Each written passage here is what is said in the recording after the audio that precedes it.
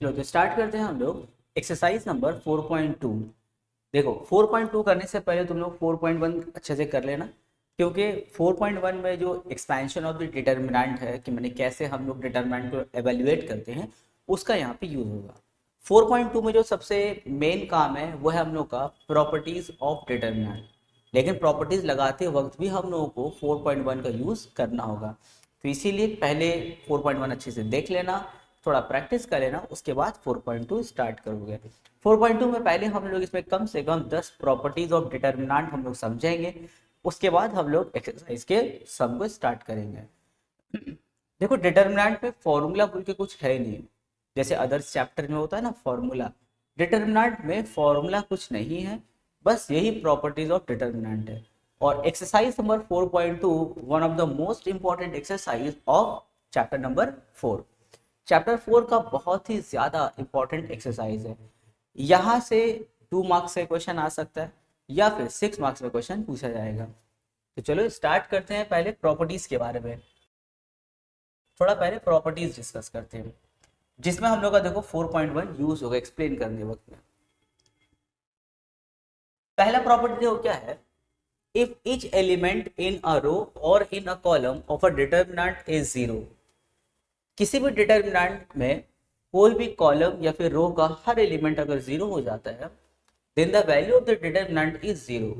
तो पूरे डिटर्मिनेंट का वैल्यू क्या हो जाएगा, जीरो। एग्जाम्पल देखो कुछ ऐसा, मान लेते हैं अभी क्वेश्चन लेते हैं कुछ ऐसा, देखो 1 2 3 0 0 0 एंड यहाँ पे 4 5 6। देखो अब हम बोलेंगे इसको एक्सपैंड करो, तो अगर किसी को प्रॉपर्टी याद होगा तो डायरेक्ट बोलेगा सर इसका आंसर जीरो आएगा। क्यों? क्योंकि R2 का हर एलिमेंट कितना है, जीरो है, इसलिए इस पूरे डिटर्मिनेंट को एक्सपैंड करने के बाद आंसर क्या मिलेगा, जीरो। अब अगर मान लो कोई बच्चा बोलता है नहीं सर हमको नहीं समझ में आ रहा प्रॉपर्टी, आप इसको एक्सपैंड करके बताइए कि एक्सपैंड करके भी जीरो आएगा। चलो एक्सपैंड करते हैं। अब जिससे मन चाहे उससे एक्सपैंड करो। वैसे यहाँ तो सबसे सुटेबल तो R2 से ही एक्सपैंड करना होगा, पर फिर भी हम तुम लोग को R1 से करके बता रहे हैं। एक्सपैंडिंग अलोंग R1 कैसे एक्सपैंड करते हैं, 4.1 यूज कर रहे हैं। R1 के अलावा एक्सपैंड करना है तो R1 का पहला एलिमेंट कौन है, 1। अब 1 का रो और कॉलम छोड़ देंगे, 1 का रो छोड़ दो 1 का कॉलम छोड़ दो, बचा क्या 0 0 5 6। यहाँ पे लिखेंगे 0 0 5 6। अब देखो कौन है, 2 है, तो लिखेंगे 2। अब 2 का रो और कॉलम छोड़ देंगे, तो 2 का ये रो छोड़ दो ये कॉलम छोड़ देंगे, बचा क्या 0 0 4 6 0 0 4 6। फिर कौन है, 3 है, 3 का रो और कॉलम छोड़ेंगे तो जगह 0 0 4 5 0 0 4 5। और याद एक्सपैंड करते वक्त हम कौन सा साइन याद रखने बोले, ये वाला, plus minus plus minus plus minus and plus minus plus. याद है ना, 3/3 में हम बोले ये वाला याद रखना साइन। तो R1 के अलावा एक्सपैंड कर रहे हो ना, R1 का साइन क्या है, प्लस माइनस प्लस, यहाँ देंगे प्लस, यहाँ माइनस, यहाँ पे प्लस दे देंगे। चलो अब इसको भी एक्सपैंड करते हैं। तो ये कैसे एक्सपैंड होता है, क्रॉस में मल्टीप्लाई करते हैं, हमेशा ऊपर से स्टार्ट करोगे। जैसे 0 से पहले 6 को करेंगे तो 0 इंटू 6 क्या होगा, 0, फिर बीच में माइनस देना होता है, फिर इसको क्रॉस करेंगे 5 इंटू 0 0। फिर यहाँ ऊपर से स्टार्ट करो, 0 इंटू 6 0 माइनस 0 इंटू 4 0। फिर यहाँ पे देखो 3, 0 इंटू 5 0 माइनस 4 इंटू 0 0। अब देखो 0 माइनस 0 क्या हो गया, 0, उसको 1 से मल्टीप्लाई करेंगे 0, यहाँ पर भी 0 और यहाँ पर भी 0, यानी कि तीनों को सिंप्लीफाई करके हमको आंसर क्या मिल रहा है, 0। तो अगर हम लोग को प्रॉपर्टी याद रहेगा तो इतना एक्सपैंड करने का जरूरत नहीं है। प्रॉपर्टी यही बोलता है, इफ एवरी एलिमेंट या फिर if each element of any row और column of a determinant is zero. अगर किसी डिटर्मिनेंट में किसी रो या कॉलम का अगर हर एलिमेंट जीरो हो जाता है तो उस पूरे डिटर्मिनेंट का वैल्यू क्या होगा, जीरो होगा। नेक्स्ट प्रॉपर्टी देखो, property number 2, if each element on one side of the principal diagonal of a determinant is zero। एक डिटर्मिनेंट लेते हैं पहले 1 2 3 और यहाँ पे इसको हम 0 कर दे रहे हैं, फिर यहाँ पे 4 5 6, यहाँ पर भी हम इसको 0 कर दे रहे हैं। उसके बाद में 2 3, यहाँ पे 9। अब इसको भी हम क्या कर दिए, 0 0 कर दिए। और इसको 0 मत करो, इसको कर दो जैसे 4। अब देखो, अब स्टेटमेंट से मैच करो, क्या बोला है, each element on one side of the principal diagonal, इस डिटर्मिनेंट में डायगोनल कौन है, ये है, देखो है ना, क्योंकि ये स्क्वायर मैट्रिक्स है, जैसे एक स्क्वायर होता है ना, स्क्वायर में डायगोनल कौन होता है, ये होता है, तो अपोजिट वर्टेक्स को जो ज्वाइन करता है। तो यहाँ देखो, ये मेरा डायगोनल, ये हो गया। तो क्या बोला था, each element on one side of the principal diagonal. देखो प्रिंसिपल डायगोनल का दो साइड बनाना, एक ऊपर वाला साइड है जहाँ पे 2 3 6 है, और एक ये वाला साइड है कहाँ, यहाँ पे क्या है, 0 0 0 है। तो बोल रहा था each element on one side of the principal diagonal of a determinant is 0। अगर प्रिंसिपल डायगोनल के कोई भी एक साइड में अगर सभी एलिमेंट 0 हो जाता है, जैसे इसके देखो लेफ्ट वाली साइड में सभी एलिमेंट क्या है, 0 है, तब क्या होगा, value of the determinant is the product of the diagonal elements. तो इस पूरे डिटरमिनेंट का वैल्यू क्या होगा, product of the diagonal elements होगा। यानी कि 4 5 और 9 को मल्टीप्लाई कर दो, 4 5 जा 20, 29 जा 180। पूरा एक्सपैंड करने की उसको कोई जरूरत नहीं है, बस देख लो डायगोनल के एक साइड में सभी एलिमेंट 0 है, तो उस डिटरमिनेंट का वैल्यू क्या होगा, product of the diagonal elements होगा। जैसे देखो, मान लेते हैं कि तुम लोग के एग्जाम में एमसीक्यू में ऐसा क्वेश्चन पूछा गया, देखो ऐसा मान लेते हैं यहाँ पे बहुत बड़ा बड़ा नंबर है, जैसे 1080, और यहाँ पे बड़ा नंबर, यहाँ पे 10 ले लिया, यहाँ पे 1080 ले लिए, यहाँ पे 50,000 ले लिया, यहाँ पे हम लोग ले लिए जैसे 2 ले लिए, यहाँ पे 0 है, और यहाँ पे 9009 है, यहाँ पे 0 ले लिए, यहाँ पे 0 ले लिए, और यहाँ पे मान लेते हैं 1 लाख है। देखो अब एग्जाम में तुमने कहा गया एमसीक्यू में बोलेगा इसका वैल्यू बताइए, अब यहाँ पे बहुत सारा ऑप्शन दिया हुआ रहेगा। अच्छा यहाँ पे थोड़ा 0 कम कर दिया जाए, जैसे कुछ ऐसा, अब बोलेगा इसका वैल्यू बताइए, अब इसका बहुत सारा ऑप्शन दिया हुआ रहेगा। अब क्वेश्चन देखेगा, सोचेगा अरे एग्जाम में सोचेगा एमसीक्यू में इतना बड़ा क्वेश्चन, अब लेके कैलकुलेटर बैठ के उसको वो एक्सपैंड कर रहा है। पर देखो उतना करने का जरूरत ही नहीं है, अगर तुमको प्रॉपर्टी याद है तुम देख करके विद इन सेकंड आंसर बता सकते हो, है ना, ये प्रॉपर्टी यूज कर सकते हैं। अब कोई बच्चा क्या करेगा, बैठ के इसको एक्सपैंड कर रहा है, ये कर रहा वो कर रहा, माइनस कर रहा, प्लस कर रहा, सिंप्लीफाई कर रहा, और 6-7 मिनट लगा दिया, उसमें भी गलत आंसर ला देगा, इतना बड़ा बड़ा वैल्यू देख कैसे डर जाएगा। तो उतना डरने का जरूरत नहीं है, प्रॉपर्टी अगर तुमको याद है, देखो देख के हम लोग तुरंत इसका आंसर बता सकते हैं। तो प्रॉपर्टी क्या था, अगर प्रिंसिपल डायगोनल के किसी एक साइड में अगर सभी एलिमेंट 0 हो जाए, देखो जैसे यहाँ पे लेफ्ट में फिर 0 है, तो इस डिटरमिनेंट का वैल्यू क्या होगा, product of the diagonal elements. तो यहाँ देखो 10 टू क्या है 20, 20 10 कितना होगा 200, तो इस डिटरमिनेंट का वैल्यू कितना हो गया 200 हो गया। Property number 3, the value of a determinant remain unchanged if it rows and column are interchange. बोल रहा है कि किसी भी डिटरमिनेंट का वैल्यू अनचेंज होगा अगर आप उसके पूरे रो को कॉलम में या फिर सभी कॉलम को रो में आप अगर इंटरचेंज कर देते। जैसे एग्जाम्पल देखो, हम एक एग्जाम्पल ले रहे डिटरमिनेंट का, ऐसा कुछ 1 2 3 0 0 4 1 1 5। देखो बहुत सस्ता एग्जाम्पल लिया, ठीक है, इसको एक्सपैंड करते हैं, इसको एक्सपैंड करके देखते हैं इसका वैल्यू क्या आएगा। तो हमको तो लग रहा है इसको R2 के अलॉन्ग में एक्सपैंड करना ज़्यादा अच्छा रहेगा, एक्सपैंडिंग अलॉन्ग R2। जिस रो या कॉलम में नंबर ऑफ जीरोस ज़्यादा होगा उसी के अलॉन्ग में एक्सपैंड करोगे तो देखना थोड़ा इजी होता है। तो देखो तो R2 के अलॉन्ग में हम कर रहे हैं, तो पहला एलिमेंट कौन है 0, इसका रो और कॉलम छोड़ दो तो क्या बचेगा 2 3 1 5। फिर दूसरा एलिमेंट कौन है 0, इसका हम लोग छोड़ देंगे तो क्या बचेगा, हम लोग का रो और कॉलम छोड़ देंगे इसका, तो 1 3 1 5 1 3 1 5। एंड फिर 4 का हम लोग रो और कॉलम छोड़ देंगे तो क्या बचेगा हम लोगों का 1 2 1 1 1 2 1 1। अच्छा R2 के अलॉन्ग में कर रहे हैं ना, तो R2 के लिए हम साइन क्या बताए थे, देखो plus minus plus minus plus minus plus minus plus. तो R2 का साइन क्या है, माइनस प्लस माइनस है, तो यहाँ देंगे माइनस, इसको देंगे प्लस, इसको देंगे माइनस। देखो इसको पूरा एक्सपैंड करके दिखाने का जरूरत ही नहीं, क्योंकि 0 से मल्टीप्लाई करेंगे वैसे ही 0 हो जाएगा, ये भी क्या हो जाएगा 0 हो जाएगा, सिर्फ बचा ये वाला, तो -4। चलो अब यहाँ पे इसको एक्सपैंड कर दे, 1 1 जा 1 माइनस, यहाँ 1 2 जा 2, तो यहाँ पे -4 1 माइनस टू क्या होगा -1, -4 और -1 को मल्टीप्लाई करेंगे तो कितना हो गया +4। अब आते हैं प्रॉपर्टी में। प्रॉपर्टी बोलता है कि अगर आप तीनों रो को अगर आप कॉलम में इंटरचेंज कर देते हैं या कॉलम को आप रो अगर बना लेते हैं तो इससे आपका जो डिटरमिनेंट का वैल्यू है वो अनचेंज रहेगा। जैसे अभी देखो डिटरमिनेंट का वैल्यू कितना आया 4, चेंज करने के बाद भी डिटरमिनेंट का वैल्यू क्या होगा 4 ही होगा। चलो चेक कर लेते हैं प्रॉपर्टी सही है या नहीं है।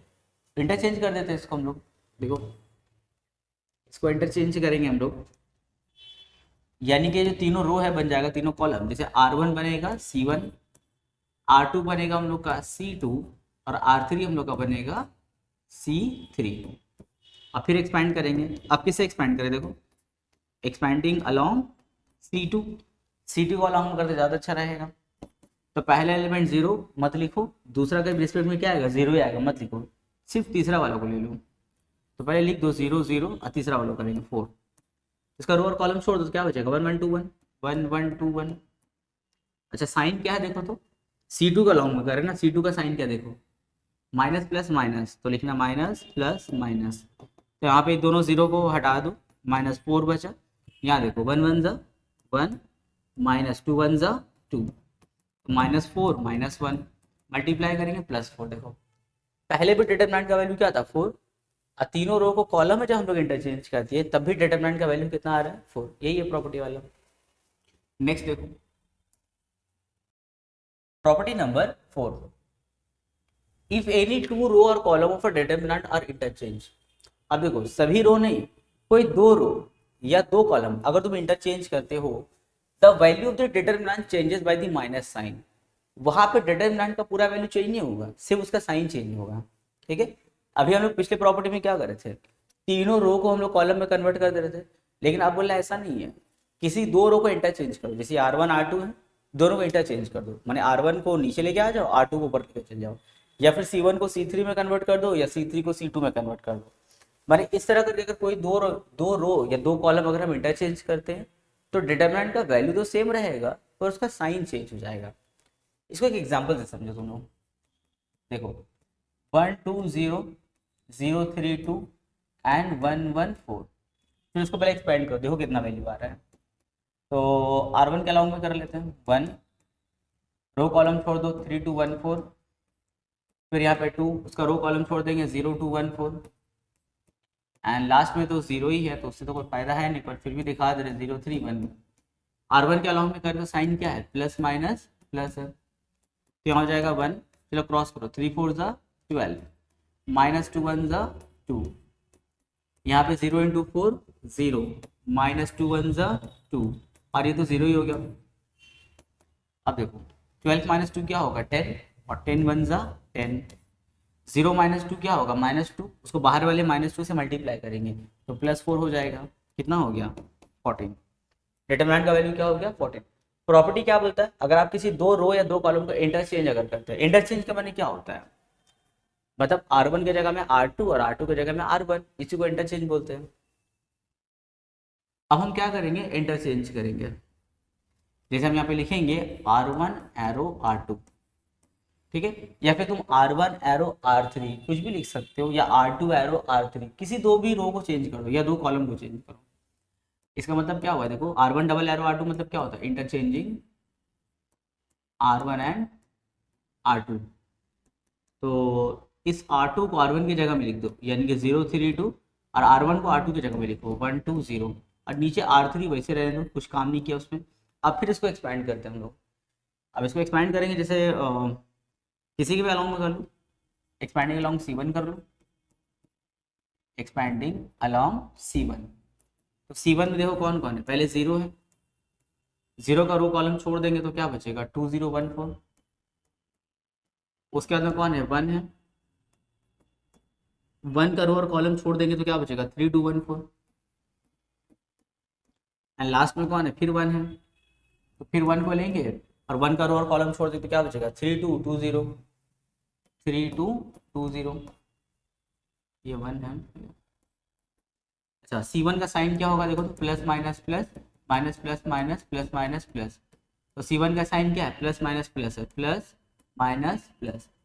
तो ये तो 0 के लिए है, तो ये तो भूल ही जाओ, पूरा 0 हो जाएगा, यहाँ पे काम करना होगा -1 3 4 ज़ा 12 माइनस 2 1 ज़ा 2, यहाँ पे 3 इंटू 0 0 माइनस 2 2 ज़ा 4, तो यहाँ पे 12 माइनस 2 कितना होगा 10, उसको -1 से मल्टीप्लाई करेंगे -10, और यहाँ 0 माइनस 4 क्या होगा -4, उसको 1 से मल्टीप्लाई -4, ऐड करो कितना हो गया -14।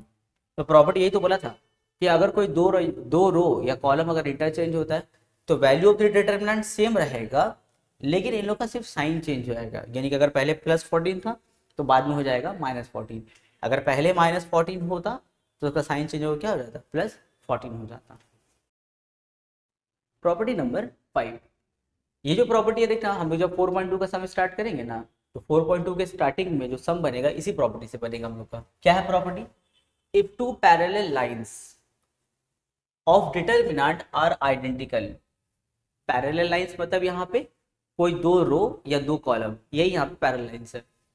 तो इफ टू पैरेलल लाइंस यानी कि देखो रो या फिर कॉलम, इफ टू रोज और column of a determinant are identical, अगर किसी डिटर्मिनेंट का दो रो या दो कॉलम अगर आइडेंटिकल हो जाता है, then the value of the determinant is 0, तो पूरे डिटर्मिनेंट का वैल्यू क्या होगा 0 हो जाएगा। जैसे एग्जांपल देखो, मान लेते हैं एक नंबर ऐसा कुछ 1 2 3 0 4 8 फिर 1 2 3, यहाँ देखो R1 एंड R3 क्या है आइडेंटिकल है। अब अगर हम किसी को स्टूडेंट को बोलते हैं बताओ इस डिटर्मिनेंट का वैल्यू क्या होगा, तो बोलेगा सर 1 मिनट दीजिए हमको, हम इसको आपको एक्सपैंड करके बताते हैं। एक्सपैंड करके 1 से 1.5 मिनट के बाद हमको बोलेगा सर इस डिटर्मिनेंट का वैल्यू 0 आ रहा है।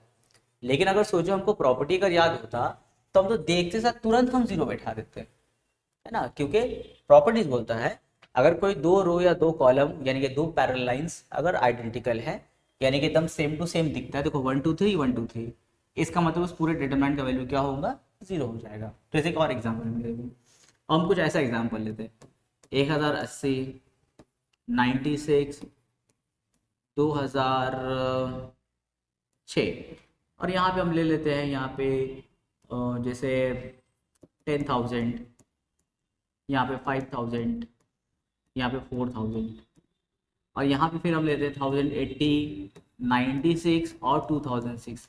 अब सोचो अगर तुम्हारे एग्जाम में अगर ये क्वेश्चन आ जाए 1 मार्क्स में कि एक्सपैंड करो इसका वैल्यू बताओ, कि एक्सपैंड नहीं बोलेगा वैल्यू बताइए इसका। अब ऑप्शन कुछ इस तरह दिया हुआ है, जैसे एक ऑप्शन है इसका 1, दूसरा ऑप्शन है इसका 30,000, तीसरा ऑप्शन इसका है जैसे 0, एंड ऑप्शन डी जो है वो मान लेते कुछ इस तरह दिया हुआ -5,000।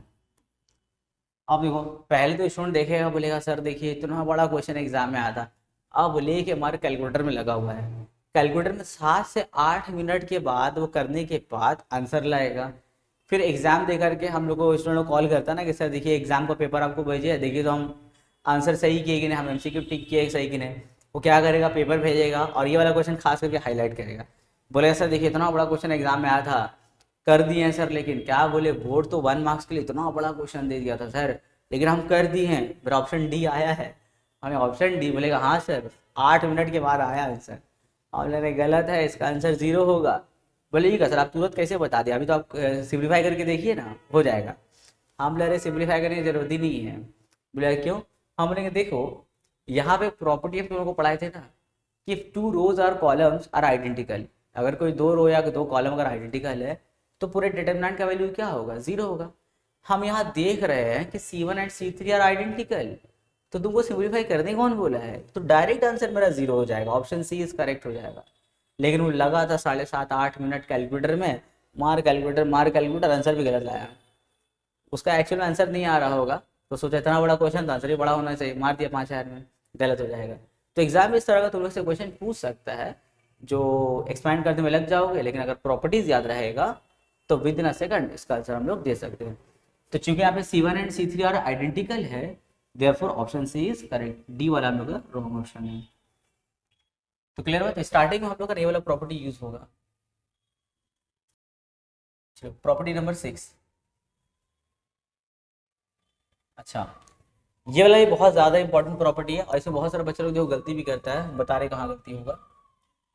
प्रॉपर्टी नंबर 6 में बोलता है if each element of a row और column of a determinant is multiplied by the same number k, एक डिटर्मिनेंट है उसके किसी भी रो या कॉलम के हर एक एलिमेंट को अगर तुम किसी कांस्टेंट यानी कि के से अगर तुम मल्टीप्लाई करते हो, के कुछ भी हो सकता है, 2 3 5 7 कुछ भी हो सकता है, then the value of the new determinant is k times the value of the original determinant.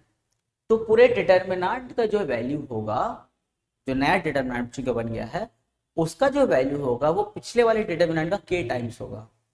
मतलब ऐसे समझो, एक डिटर्मिनेंट है, उसमें 3 रो 3 कॉलम है, तुम R1 को कुछ मान लेते 5 से मल्टीप्लाई कर दिया, R1 के हर एलिमेंट को 5 से मल्टीप्लाई कर दिया। 5 से मल्टीप्लाई करने के बाद अब जो डिटर्मिनेंट को एक्सपैंड करोगे ना, तो पहले वाले डिटर्मिनेंट का 5 टाइम्स होना चाहिए उसका वैल्यू। एग्जाम्पल से समझो तुम लोग, देखो जैसे हम लेते हैं जैसे 4 6 8 0 5 0 1 2 3, इसको एक्सपैंड करते हैं। पहले दिमाग यही बोलता है कि R2 के अलॉन्ग में एक्सपैंड किया जाए, एक्सपैंड अलॉन्ग,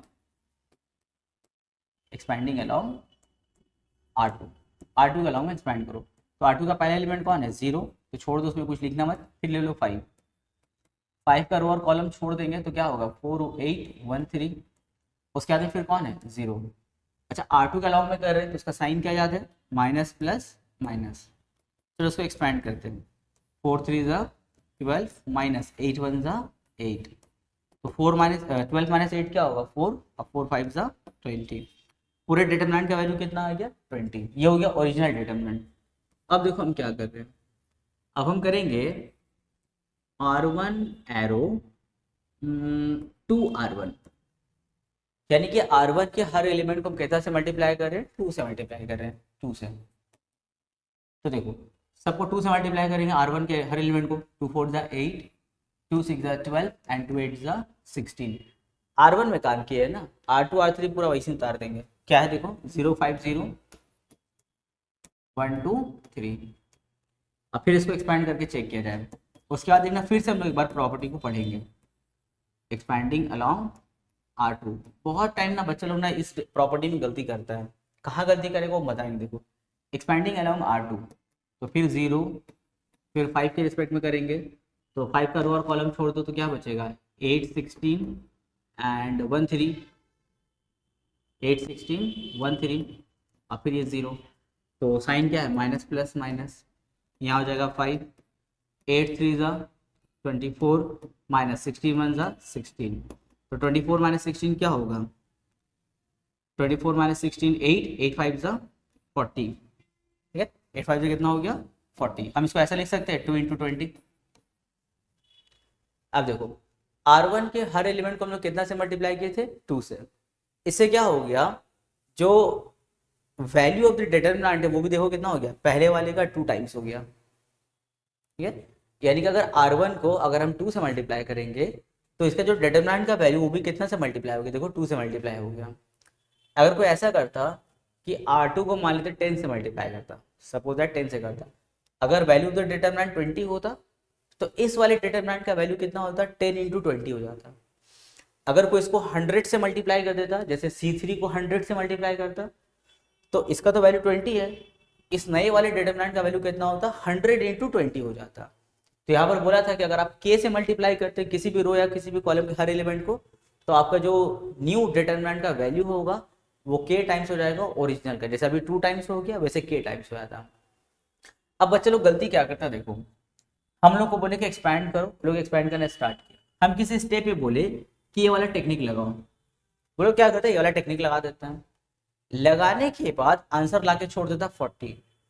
पर देखो जब तुम इस डिटर्मिनेंट में काम स्टार्ट किए थे तो इसका वैल्यू कितना है, 20। जब तुम इसको 2 से मल्टीप्लाई कर रहे हो तो तुम्हारा नया डिटर्मिनेंट है या पुराना वाला डिटर्मिनेंट है, नया डिटर्मिनेंट है।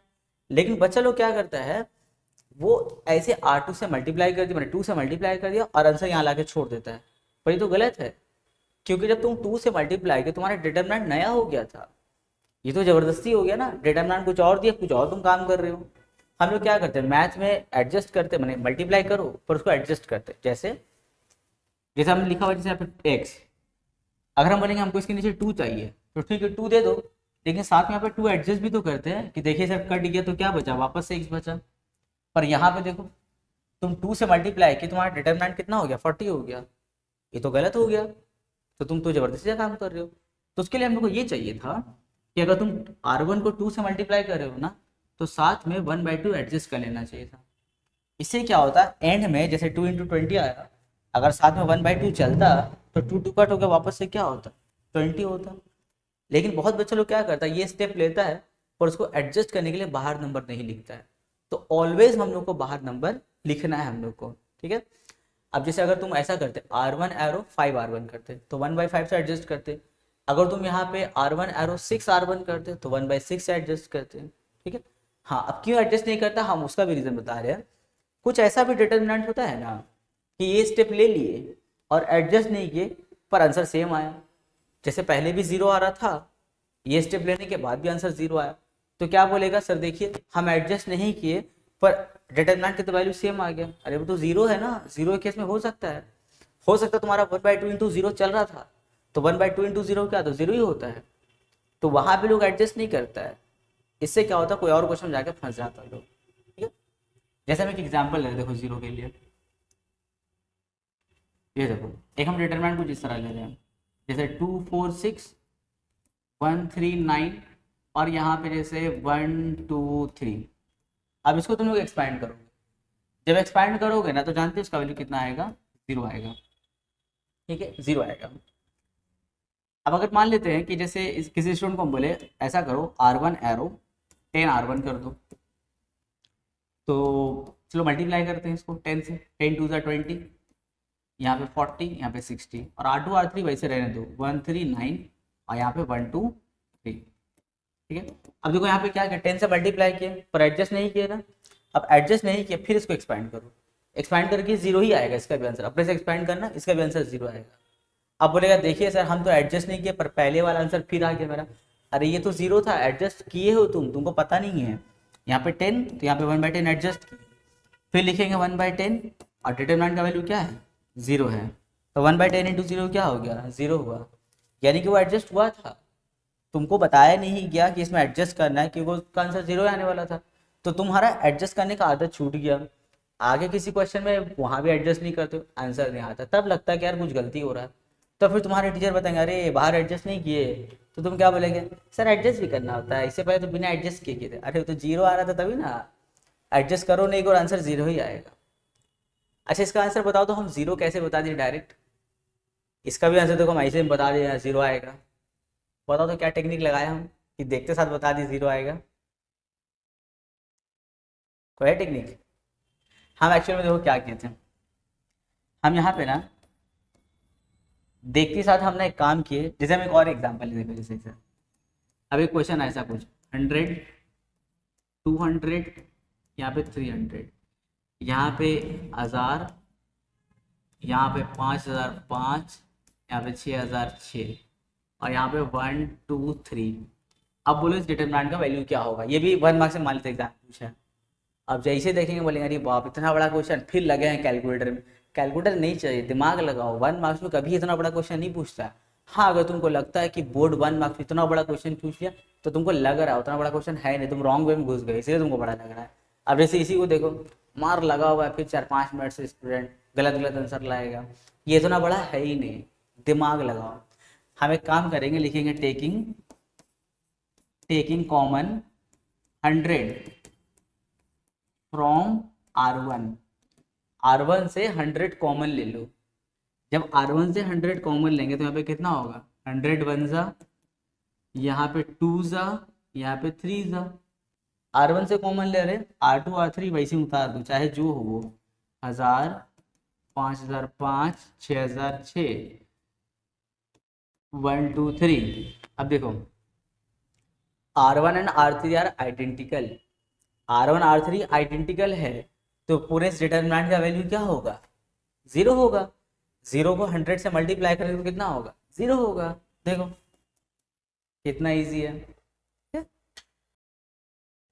Property number 7, if each element of a row or column of a determinant consists of sum of 2 or more terms, then the determinant can be expressed as the sum of 2 or more determinants whose other rows or columns are not altered. समझ में आया? नहीं समझ में आया होगा। चलो example लेते हैं। A plus x, b plus y, c plus z, ये हम लोग का C1 हुआ, ठीक है।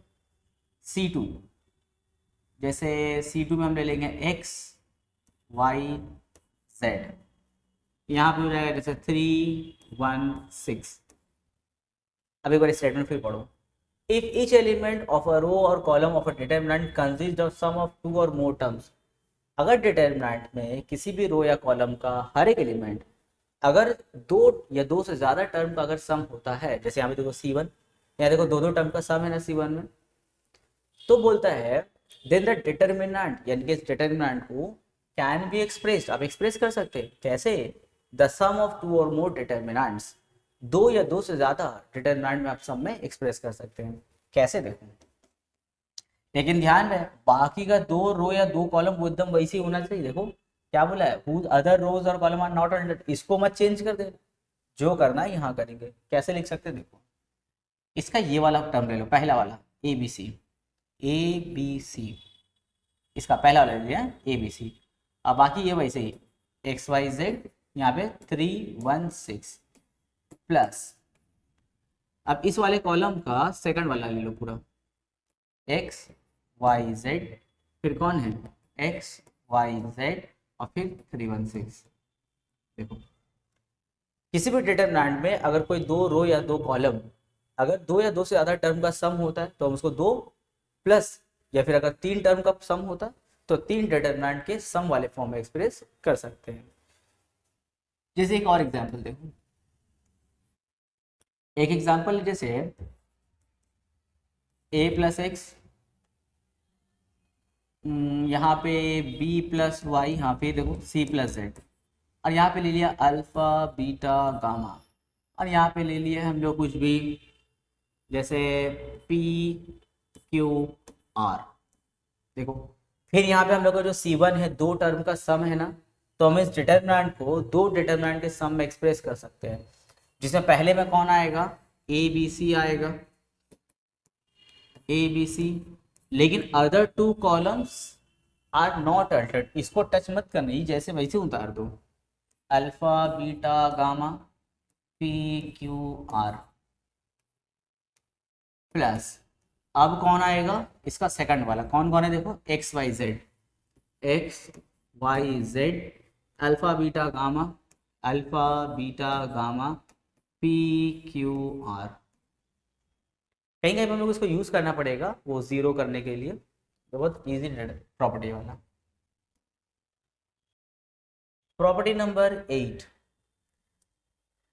if to each element of a row of determinant be added the equimultiple of the corresponding element of one or more rows, the value of the determinant remain unchanged। इसको हम ना एक अल्टरनेट करके statement दे रहे हैं, बहुत भयानक लग रहा है स्टेटमेंट। देखो एक हम ना अल्टरनेट करके स्टेटमेंट दे रहे हैं, if each element of a row or column of a determinant is increased or decreased by a constant multiple of corresponding elements of any other row or column, then the value of the determinant remain unchanged। ठीक है, अब statement पढ़ते हैं और हम कुछ एक example भी साथ में लिखते हैं। देखो जैसे R1 arrow R1 plus 4 R2, ठीक है। एक एग्जांपल ले लेंगे 1 2 3 0 4 0 5 10 1। 3 0 है ना। अब देखो स्टेटमेंट क्या बोला है, इफ ईच रो मतलब each element of a row और column of a determinant is increase और डिक्रीज। अच्छा इंक्रीज के माने क्या होता है, प्लस का साइन, और डिक्रीज के माने क्या होता है, माइनस का साइन। बोल रहा है किसी भी डिटरमिनेंट का रो और कॉलम का हर एलिमेंट अगर इंक्रीज करे या फिर डिक्रीज करे, प्लस हो या फिर माइनस हो। इंक्रीज तो कितना increase, by a constant multiple, जैसे हमें कांस्टेंट मल्टीपल क्या है 4। तो कांस्टेंट मल्टीपल जो है किससे मल्टीपल है, किससे मल्टीप्लाई कर रहे हैं, तो मल्टीप्लाई किससे कर रहे हैं, कॉरेस्पॉन्डिंग एलिमेंट से। अब कॉरेस्पॉन्डिंग एलिमेंट किसका, अदर रो या फिर कॉलम का। जैसे ये R1 है, अब इसके कॉरेस्पॉन्डिंग में R2 कौन कौन होगा, जैसे 1 के कॉरेस्पॉन्डिंग में कौन है 0, 2 के कॉरेस्पॉन्डिंग में कौन है 4, 3 के कॉरेस्पॉन्डिंग में 0, इसी को ना बोलते हैं कॉरेस्पॉन्डिंग। तो बोल रहा है कि अगर किसी भी रो या कॉलम का हर एलिमेंट अगर किसी कांस्टेंट मल्टीपल से अगर इंक्रीज होता है, जैसे 4 से इंक्रीज हो या डिक्रीज हो, उसका कॉरेस्पॉन्डिंग एलिमेंट्स किसी भी अदर रो का कॉरेस्पॉन्डिंग एलिमेंट से, तो पूरे डिटरमिनेंट का वैल्यू क्या रहता है, सेम रहेगा, पहले जो था वही रहेगा। जैसे पहले इसको एक्सपैंड करो, बोलो इसको एक्सपैंड करके कितना आएगा, अगर हम लोग इसको एक्सपैंड करते हैं तो खुद से भी तुम लोग ट्राई करना एक्सपैंड करने का, तो 1 माइनस 15 माइनस 14 यानी कि माइनस 56। देखो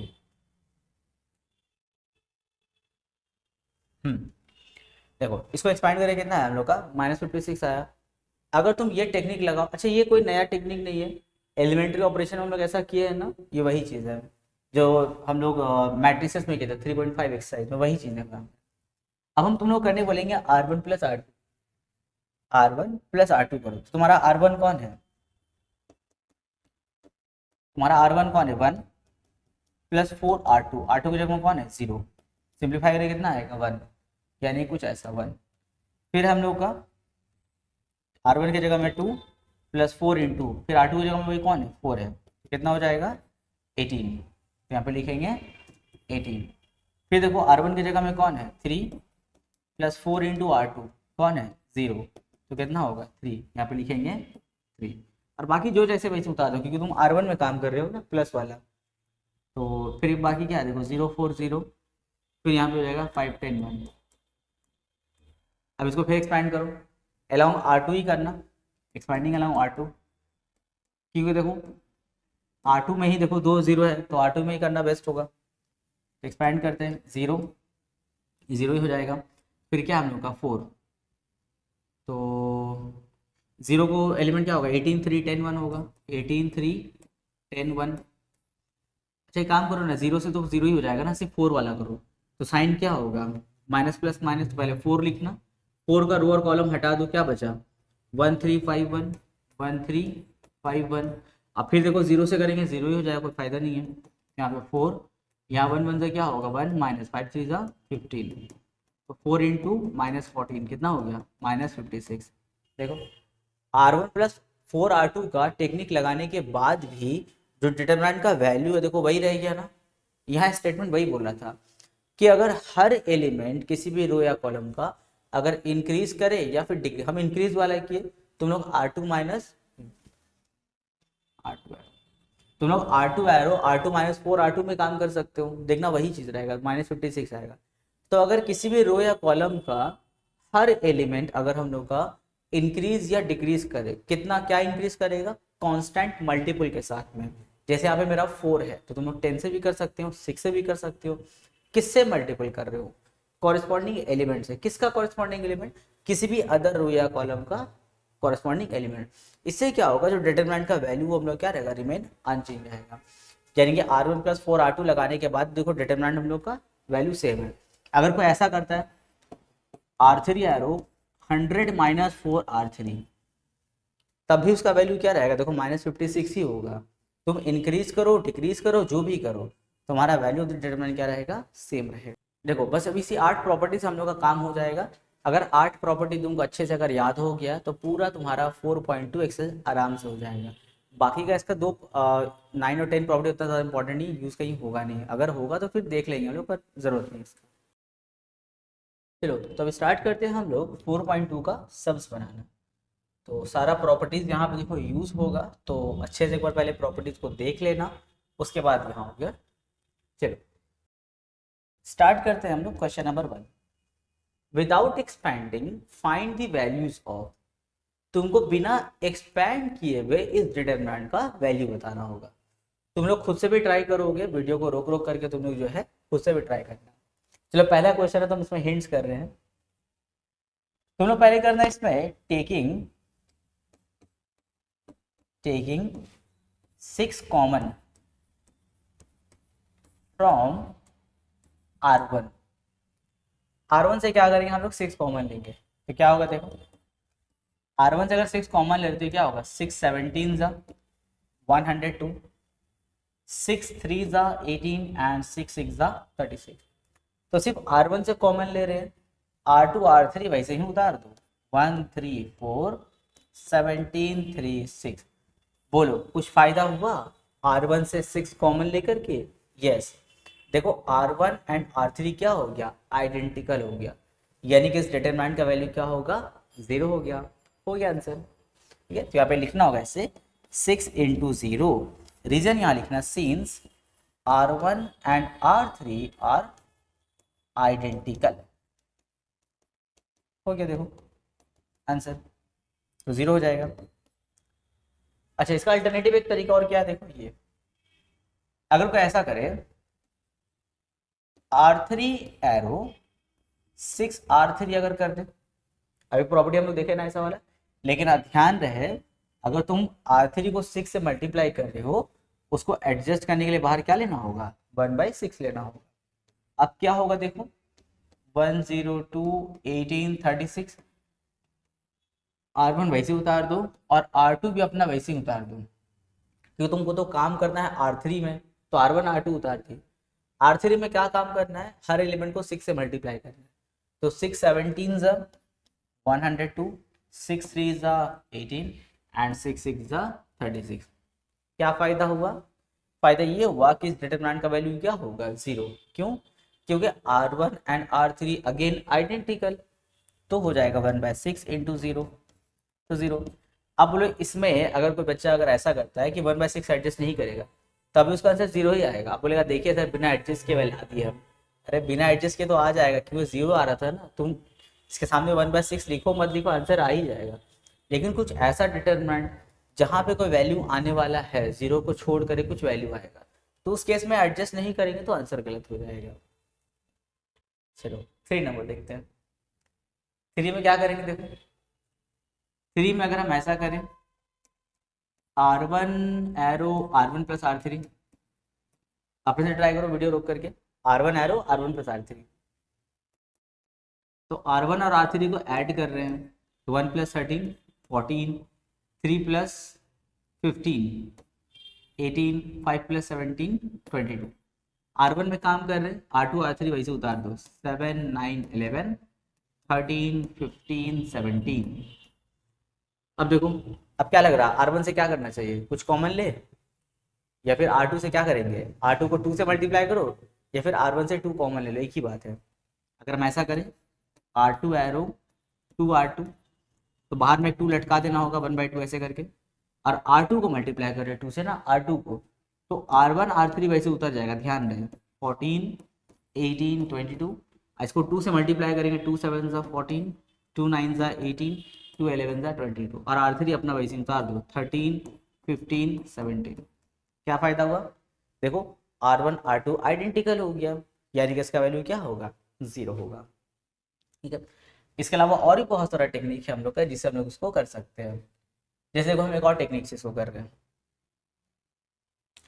ऐसा करेंगे R2 एरो 2 R2, पहले स्टेप पे कर देंगे, तो एक 1/2 बाहर लटकाना होगा, 1 3 5, इसको 2 से मल्टीप्लाई करेंगे 14 18 22, और यहाँ पे 13 15 17।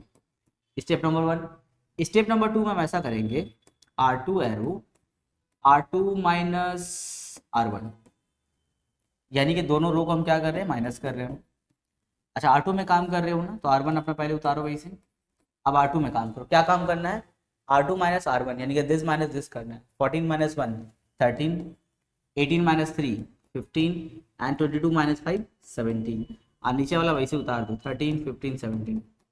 बोलो क्या फायदा हुआ? फायदा ये हुआ कि देखो R2 और R3 आर आइडेंटिकल, इसका वैल्यू क्या होगा? 0 हो जाएगा। ठीक है, इसका एक और क्वेश्चन है हम लोग का 1 का 2, वो भी देखा जाए बहुत इंपॉर्टेंट क्वेश्चन है वाला भी, उसको करते हैं। देखो 1 का 2, 1 का 2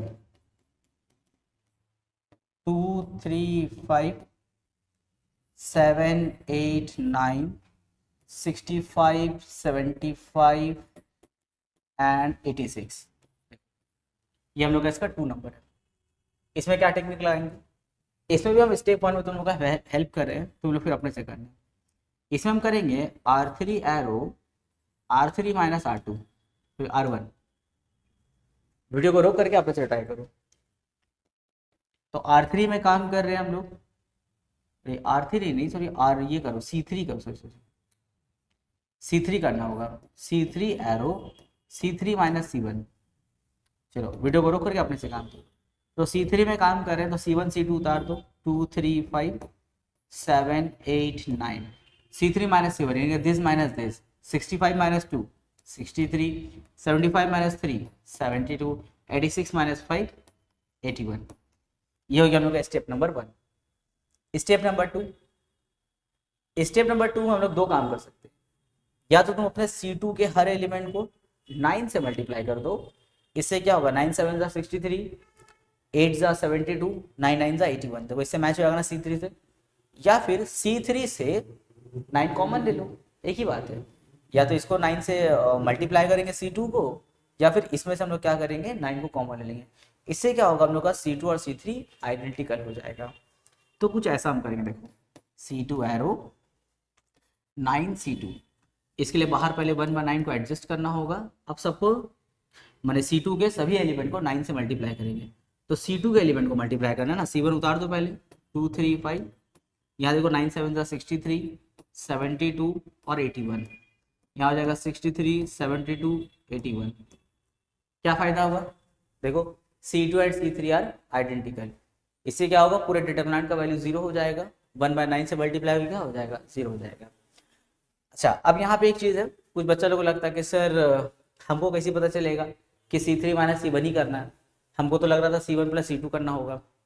तो सर कैसे पता चलेगा कि हमको C3 माइनस C1 करना है? देखो इसके लिए वही जवाब है कि सबसे पहले प्रैक्टिस करो।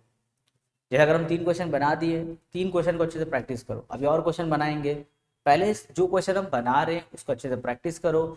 एग्जाम्पल में जो क्वेश्चन बना हुआ उसमें देखो वो लोग क्या किया, पहले सबको दिमाग में रख लो अच्छे से, उसके बाद जब तुम्हारे सामने कोई नया सिचुएशन आएगा तब तुम कर पाओगे। जैसे अगर मान लेते तुमने कोई CID ज्वाइन कर दिया, या फिर कुछ जैसे कुछ क्राइम ब्रांच वगैरह में अगर कोई पुलिस में अगर तुम लोग ज्वाइन करते हो हम, तो वहाँ पर क्या होगा तुमको पहले कुछ केस स्टडी दिया जाएगा। जैसे मान लेते 15-20 केस तुमको पढ़ने दे दिया जाए कि ये केस हुआ था, देखो क्या क्या इसका इन्वेस्टिगेशन हुआ, क्या क्या इसका जो है रिजल्ट आया था।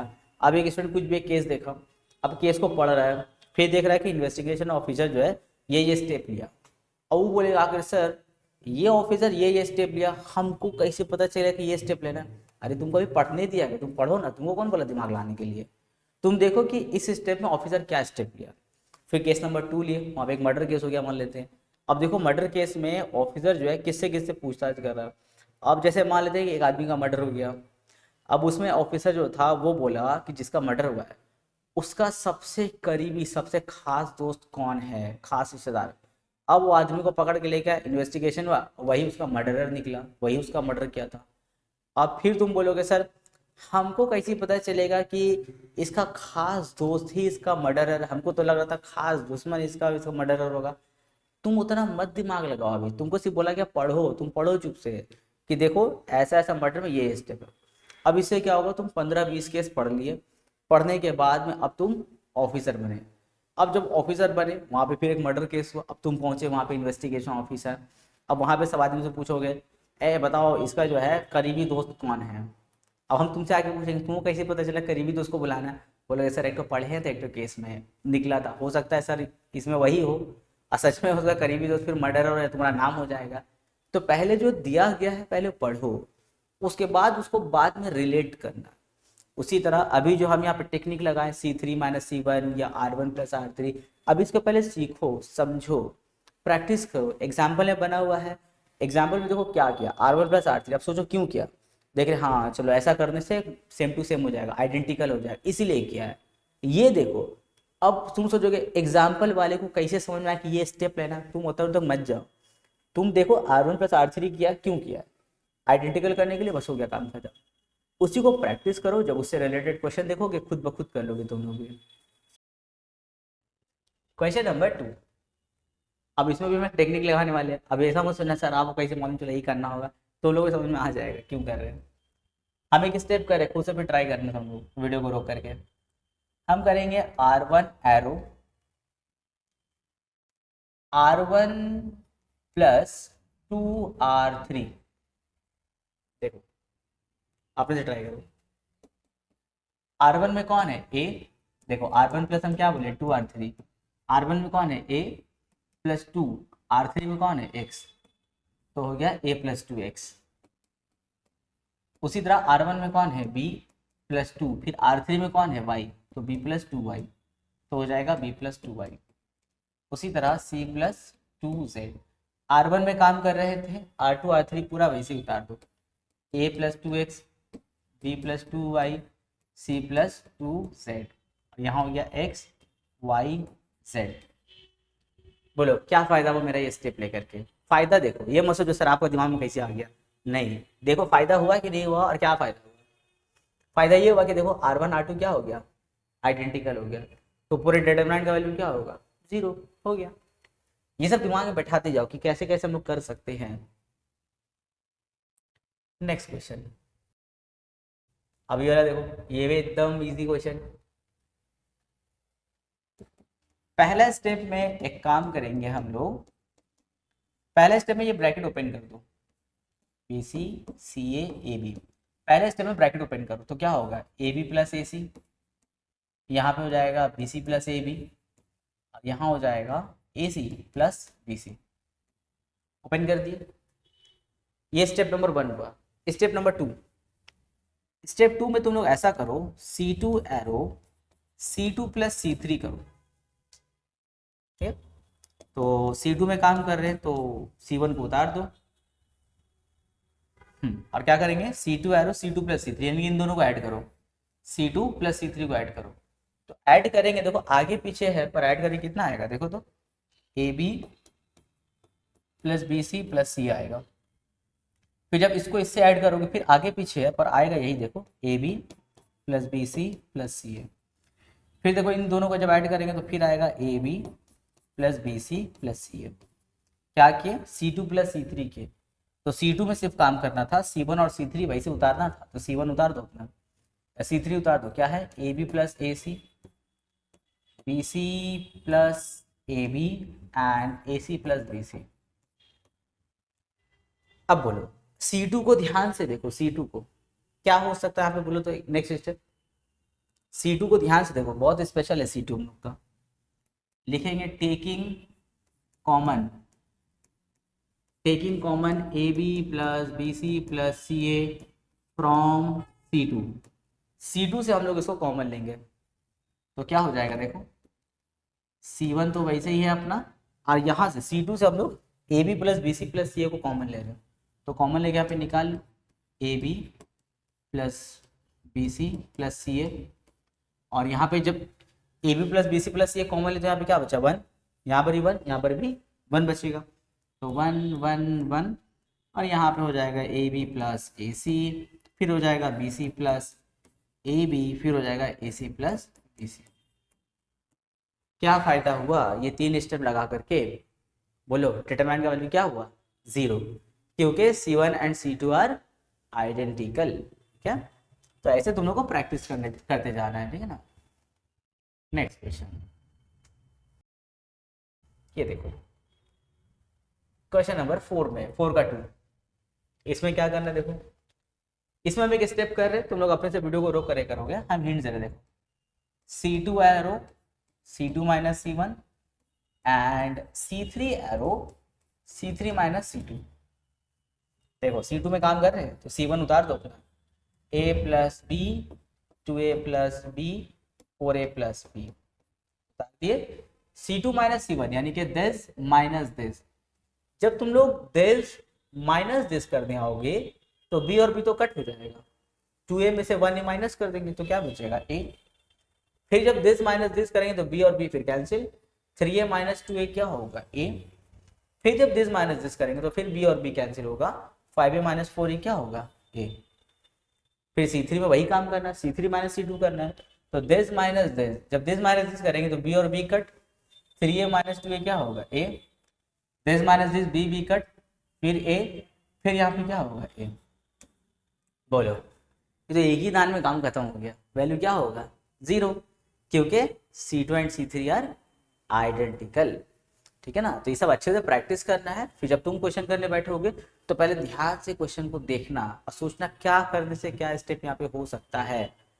माइनस करके देखे, ऐड करके देखे, रो में काम करे, कॉलम में काम करे, पहले भी नॉलेज इकट्ठा करो, अभी केस स्टडी चल रहा है, उसके बाद सम बनाओगे हम। ठीक है। Question number 5। अच्छा, यहाँ पे ना एक प्रॉपर्टीज होगा, हम वो स्टेटमेंट लिख दे रहे हैं नोट इस क्वेश्चन के लिए। नोट क्या है देखो,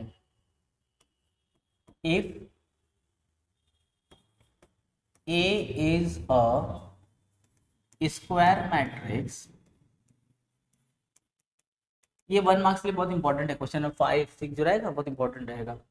if A is a square matrix of order n, देखो if A is a square matrix of order n, square matrix समझ लो ना, रो और कॉलम इसका सेम होता है, जैसे 3 रो 3 कॉलम, इसमें स्क्वायर मैट्रिक्स होता है। If A is a square matrix of order n, then determinant of KA is equal to होता है k to the power n determinant A, where k क्या है, where k is any scalar, scalar मतलब क्या, कोई number है, constant जिसको लोग बोलते हैं। ठीक है, ध्यान से देखो, अगर A हम लोग का स्क्वायर मैट्रिक्स है तो डिटर्मिनेंट ऑफ KA क्या होता है, k power n into determinant of A होता है। वही प्रॉपर्टी देखो हम लोग यहाँ पे यूज करने वाले हैं।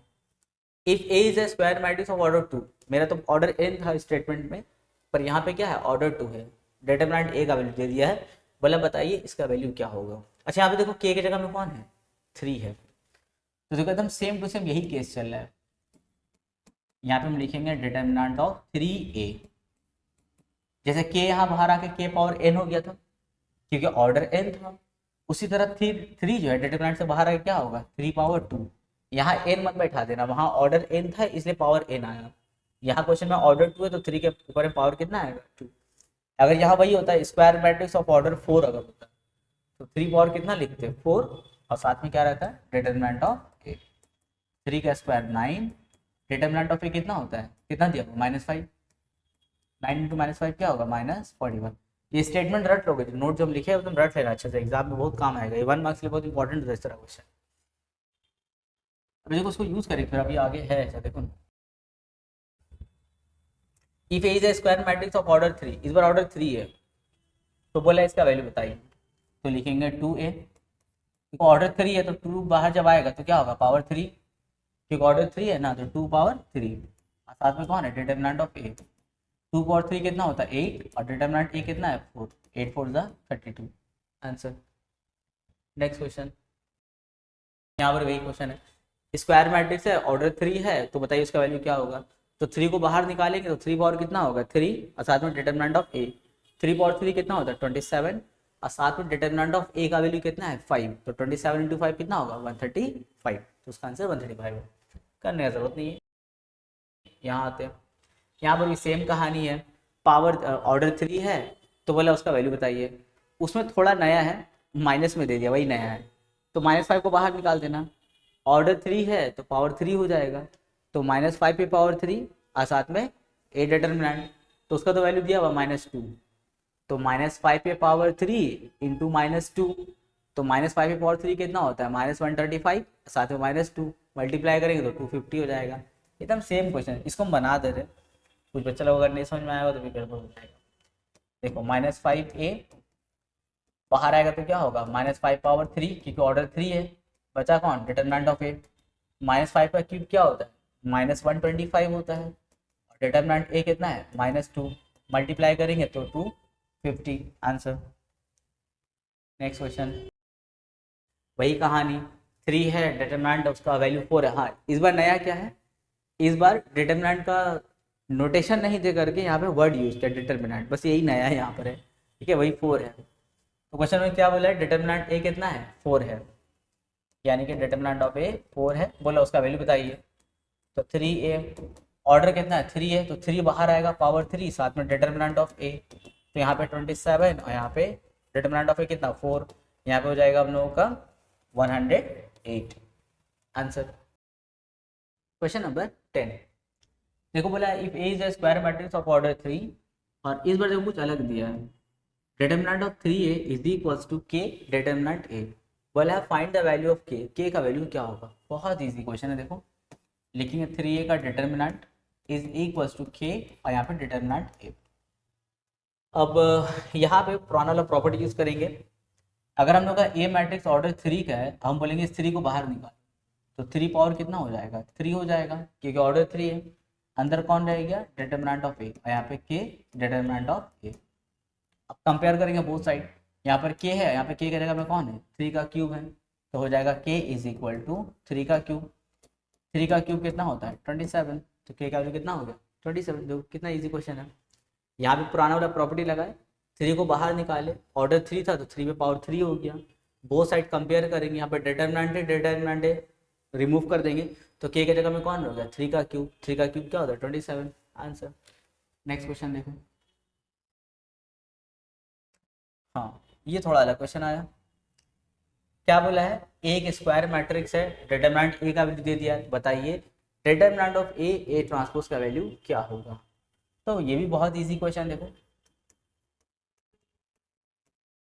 डिटरमिनेंट ऑफ ए ट्रांसपोज, इसको हम लोग ऐसा लिख सकते हैं determinant of A into A transpose का डिटरमिनेंट, दोनों को अलग अलग डिटरमिनेंट कर दिया हम लोग।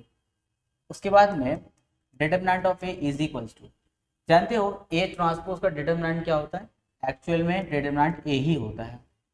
रीजन हम बता रहे थे, कोई भी तुम लोग ना अपने मन से एक एग्जांपल लो, जैसे एक मैट्रिक्स है ए 1 2 3 4, ठीक है, इसका तुम लोग डिटरमिनेंट निकालो, तो इसका डिटरमिनेंट देखो 1 2 3 4 क्या होगा 4 - 6 यानी कि -2।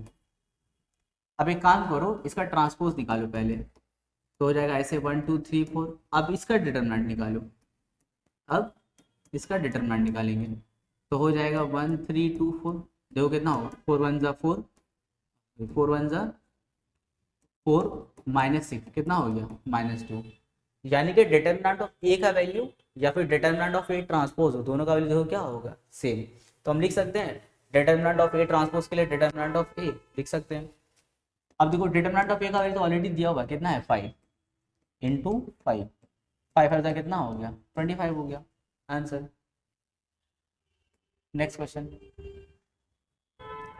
इसी का 2 नंबर देखो, ए स्क्वायर मैट्रिक्स है और यहाँ पर बोला है ए ट्रांसपोज है ना, ए ट्रांसपोज क्या है आई है, तो बताइए ए का वैल्यू डिटरमिनेंट ए का वैल्यू क्या होगा।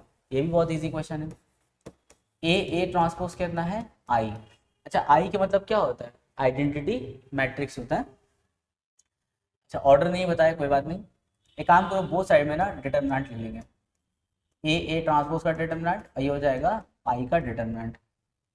याद है हम लोग चैप्टर नंबर 3 कर रहे थे, हम तुम लोग को बताए थे ना कि आइडेंटिटी मैट्रिक्स को यूनिट मैट्रिक्स क्यों बोलते हैं, क्योंकि आइडेंटिटी मैट्रिक्स का जब तुम मैग्नीट्यूड निकालोगे ना यानी कि डिटरमिनेंट निकालोगे तो उसका डिटरमिनेंट वैल्यू क्या होता है 1 होता है, इसीलिए आइडेंटिटी मैट्रिक्स को हम लोग यूनिट मैट्रिक्स भी बोलते हैं। जैसे देखो एक एग्जांपल लेते हैं 2x2 मॉडल का 1 0 0 1 आइडेंटिटी मैट्रिक्स है, इसका मैग्नीट्यूड निकालो यानी कि इसका डिटरमिनेंट निकालो तो हो जाएगा 1 0 0 1। चलो इसको एक्सपैंड करो 1 1 ज़ा 1 -0 इंटू 0 0, तो 1 - 0 क्या हो गया 1, यानी कि आइडेंटिटी मैट्रिक्स का जो डिटरमिनेंट होता है वो क्या होता है 1, चाहे वो 2x2 आइडेंटिटी हो या 3x3 हो फर्क नहीं पड़ता है, उसका डिटरमिनेंट ऑलवेज क्या होगा 1।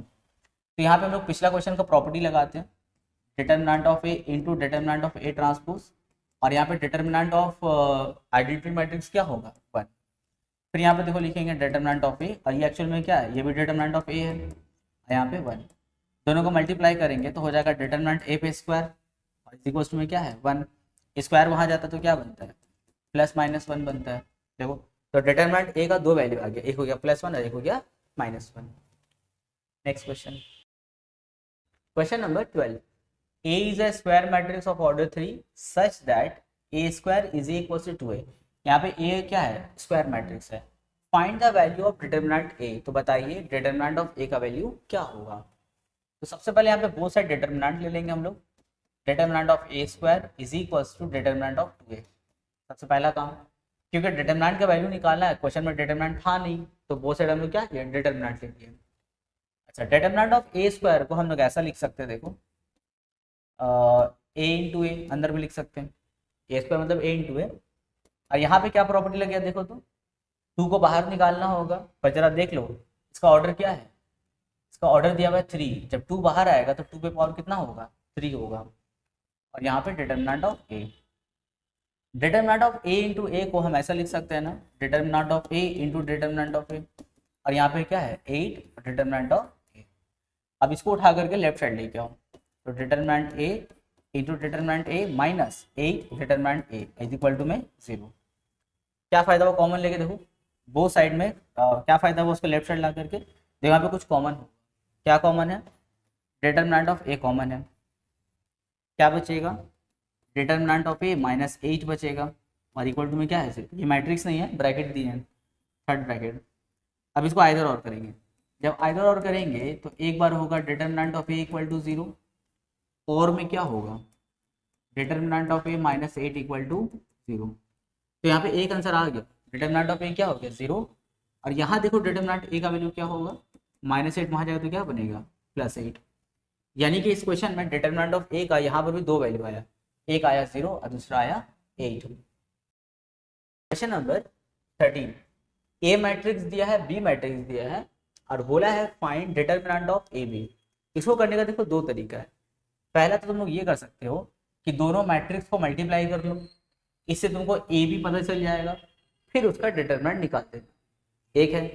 दूसरा तरीका ये है कि डिटरमिनेंट ऑफ ए भी निकालने बोला है ना, तो तुम लोग इसको ऐसा लिख सकते हो, determinant of A into determinant of B.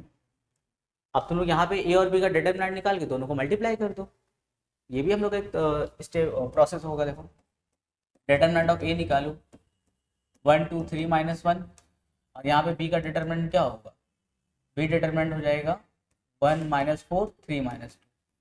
चलो इसको सिंप्लीफाई करो, -1 -6 कितना हो गया -7, यहाँ पे क्या होगा -2 + 12 कितना हो जाएगा 10। तो देखो डिटरमिनेंट ऑफ ए की जगह में क्या बैठाएंगे -7, और डिटरमिनेंट बी की जगह में 10, कितना हो गया -7। मतलब अलग से डिटरमिनेंट ए निकाले, डिटरमिनेंट बी निकाले, यहाँ पे दोनों पुट करके मल्टीप्लाई करती हैं, एक तरीका हुआ। दूसरा तरीका ये है हम लोग के पास में कि ऐसा करें हम लोग, देखो दोनों तरीके से हम बता दे रहे हैं, जो अच्छा लगे वो कर लेंगे। हम यहाँ पहले ए बी निकालेंगे, देखो ए बी, तो ए की जगह में कौन है 1 2 3 -1, और बी की जगह में क्या होना है 1 -4 3 -2। इन दोनों मैट्रिक्स को मल्टीप्लाई करो, कैसे मल्टीप्लाई होता है, रो से कॉलम मल्टीप्लाई होता है, तो 1 1 = 1 + 2 3 = 6, फिर इस रो से ये कॉलम होगा -4 -4। अब इस रो से इस कॉलम को करेंगे तो 3 -3, यहाँ पे जाएगा -12 और +2। ये मैट्रिक्स हम लोगों को सिखाया चैप्टर 3 में मल्टीप्लाई करना। अब देखो 7 यहाँ पे हो जाएगा -8, यहाँ तो 0 ही हो गया, और यहाँ पे क्या होगा -10 होगा, ठीक है। अब इसको तुम लोग डिटरमिनेंट निकाल, ये तुम लोग का ए बी निकला ना। अब लिखेंगे नाउ क्या बोला, डिटरमिनेंट ऑफ ए बी निकालने, तो जो ए बी मैट्रिक्स आया उसको डिटरमिनेंट में कन्वर्ट कर लो, क्या होगा 7 - 8 0 - 10, 7 - 8 0 - 10। अब इसको एक्सपेंड करो, 7 को -10 से मल्टीप्लाई क्या होगा -70, और -8 को 0 से करेंगे तो 0 ही हो जाएगा, तो कितना हो गया -70। देखो पहले वाले मेथड से भी -70 से भी -70 आया, तो जो इजी रहेगा उसे कर लेना। क्वेश्चन नंबर 14, यहाँ देखो ए मैट्रिक्स हम लोग को दे दिया है, डिटरमिनेंट ऑफ ए क्यूब भी हम लोग को दे दिया है, बोला है एक्स का वैल्यू बताइए। तो काम यहाँ से स्टार्ट करना है। देखो डिटरमिनेंट ऑफ ए क्यूब को हम ऐसा लिख सकते हैं, डिटरमिनेंट ऑफ ए पे होल क्यूब लिख सकते हैं, और इक्वल्स टू में क्या है 125। तो 125 भी किसी का क्यूब होता है ना, 5 का क्यूब होता है। क्या फायदा हुआ 125 को 5 का क्यूब लिख करके? फायदा ये हुआ कि देखो पावर 3 बोथ साइड से रिमूव हो गया, क्या बचा? Determinant of A is equals to 5। अब यहाँ आ जाओ, यहाँ देखो ए मैट्रिक्स दिया हुआ है, तुम उसका डिटरमिनेंट निकालो। डिटरमिनेंट क्या होगा? Determinant of x to 2x। इसको एक्सपैंड करो, कैसे होगा? x को मल्टीप्लाई करो एक्स स्क्वायर माइनस 2 को करेंगे तो 4, तो डिटरमिनेंट ऑफ ए कितना हो गया? X square minus 4। उसको लेकर के यहाँ रिटर्न आउट, डिटरमिनेंट ऑफ ए की जगह में क्या बैठा सकते हैं? एक्स स्क्वायर माइनस 4 बैठा सकते हैं, तो लिखेंगे X square minus 4 is equal to 5। Minus 4 वहाँ जाएगा तो प्लस 4 बनेगा, एक्स स्क्वायर इक्वल टू क्या हो गया? 9। स्क्वायर वहाँ जाएगा तो प्लस माइनस रूट 9, और 9 का रूट क्या होता है? 3 होता है। हो गया, एक्स का वैल्यू आ गया।